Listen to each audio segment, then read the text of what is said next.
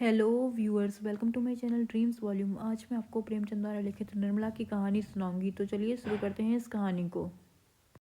रुक्मणी ने निर्मला से त्योरियां बदलकर कहा, क्या नंगे पांव ही मदरसे जाएगा? निर्मला ने बच्चे के बाल गूंथते हुए कहा, मैं क्या करूं, मेरे पास रुपए नहीं है। रुक्मणी ने कहा, गहने बनवाए को रुपए जुड़ते हैं, लड़के के जूतों के लिए रुपए में आग लग जाती है। दो तो चले ही गए, क्या तीसरे को भी रुला रुला कर मार डालने का इरादा है? निर्मला ने एक सांस खींचकर कहा, जिसको जीना है जिएगा, जिसको मरना है मरेगा। मैं किसी को मारने जलाने नहीं जाती। आजकल एक बात पर निर्मला और रुक्मणी में रोज ही झड़प हो जाती थी। जब से गहने चोरी हो गए हैं, निर्मला का स्वभाव बिल्कुल बदल गया है। वह एक एक कौड़ी दांत से पकड़ने लगी है। सियाराम रोते रोते चाहे जान दे दे, मगर उसे मिठाई के लिए पैसे नहीं मिलते, और यह बर्ताव कुछ सियाराम के ही साथ नहीं है।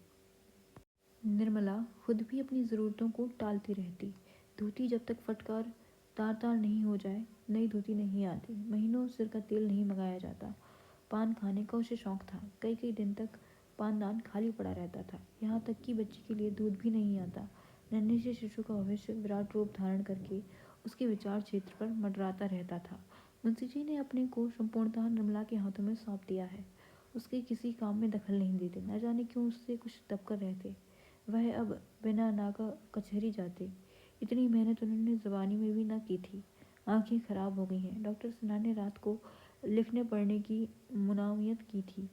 पाचन शक्ति पहले से ही दुर्बल थी और भी खराब हो गई थी।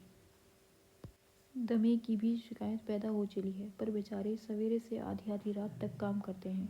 काम करने की जी चाहे या ना चाहे, तबीयत अच्छी हो या ना हो, काम करना ही पड़ता है। निर्मला को उन पर जरा सी भी दया नहीं आती। वही भविष्य की भीषण चिंता उसके आंतरिक सद्भावों को सर्वनाश कर रही है। किसी भिक्षुक की आवाज़ सुनकर झल्ला पड़ती। वह एक कौड़ी भी खर्च नहीं करना चाहती। एक दिन निर्मला ने सियाराम को घी लाने के लिए बाजार भेजा। भोंगी पर उनका विश्वास ना था। उससे अब कोई सौदा न मंगवाती थी। सियाराम में काट कपट की आदत न थी। औने पौने करना ना जानता था। रहा बाजार का सारा काम उसी से करना पड़ता था। निर्मला एक एक चीज को तोलती। जरा भी कोई चीज तोल में कम पड़ती तो उसे लौटा देती। सियाराम का बहुत सा समय इसी लौट फेरी में चला जाता था। बाजार वाले उसे जल्दी कोई सौदा न देते थे। आज भी वही नौबत आई। सियाराम अपने विचार से बहुत अच्छी घी कई दुकान से देखकर लाया, लेकिन निर्मला ने उसे सूंघते ही कहा, घी खराब है, लौटा आओ। सियाराम ने झुंझलाकर कहा, इससे अच्छा घी बाजार में नहीं है, मैं सारी दुकानें देखकर लाया हूँ। निर्मला ने कहा, तो मैं झूठ कहती हूँ? सियाराम ने कहा, यह मैं नहीं कहता, लेकिन बनिया अब घी वापस नहीं लेगा। उसने मुझसे कहा था, जिस तरह देखना चाहो यही देखो, माल तुम्हारे सामने है। बोहनी बट्टे के वक्त सौदा वापस ना लूँगा। मैंने सूंघ कर चक्कर लिया। अब किस मुंह से लौटाने जाऊँ? निर्मला ने दांत पीस कर कहा, घी में साफ चर्बी मिली हुई है और तुम कहते हो घी अच्छा है। मैं इसे रसोई में ना ले जाऊंगी। तुम्हारा जी चाहे लौटा दो, चाहे खा जाओ। घी की हांडी वहीं छोड़कर निर्मला घर में चली गई। सियाराम क्रोध और क्षोभ से कातर हो उठा। वह कौन मुंह लेकर लौटाने जाए? बनिया साफ कह देगा, मैं नहीं लौटाता। तब वह क्या करेगा? आसपास के 10-5 बनिए और सड़क पर चलने वाले आदमी खड़े हो जाएंगे। उन सबों के सामने उसे लज्जित होना पड़ेगा। बाजार में यूं ही कोई बनिया उसे जल्दी सौदा नहीं देता। वह किसी दुकान पर खड़ा होने नहीं पाता। चारों ओर से उसी पर लताड़ पड़ेगी। उसने मन ही मन झुंझला कर कहा, पड़ा रहेगी, मैं लौटाने ना जाऊंगा। पर बहुत देर बाद दंड के डर से वह घी लौटाने के लिए बनिए के पास गया, पर बनिए ने घी ना लौटाया। बनिए की दुकान पर ही एक साधु बैठा हुआ था और वह यह सब देख रहा था। उठकर सियाराम के पास आया और हांडी का घी सूंघकर बोला, बच्चा, घी तो बहुत ही अच्छा मालूम होता है।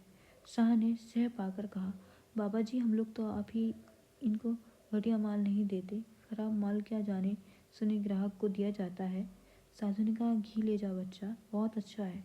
सियाराम रो पड़ा। घी को बुरा सिद्ध करने के लिए उसके पास अब कोई प्रमाण ना था। बोला, वही तो कहती हैं घी अच्छा नहीं है, लौटा आओ। मैं तो कहता था कि घी अच्छा है। साधु ने कहा, कौन कहता है? शाह ने कहा, इसकी अम्मा कहती होंगी।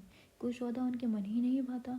बेचारे लड़के को बार बार दौड़ाया करती हैं। सौतीली माँ है ना, अपनी माँ हो तो कुछ ख्याल भी करें। साधु ने सियाराम को सदैव नेत्रों से देखा, मानो उसे त्राण देने के लिए उनका हृदय विकल हो रहा है। तब करुण स्वर से बोले, तुम्हारी माता का स्वर्गवास हुए कितने दिन हुए बच्चा? सियाराम बोला, 6ठा साल है।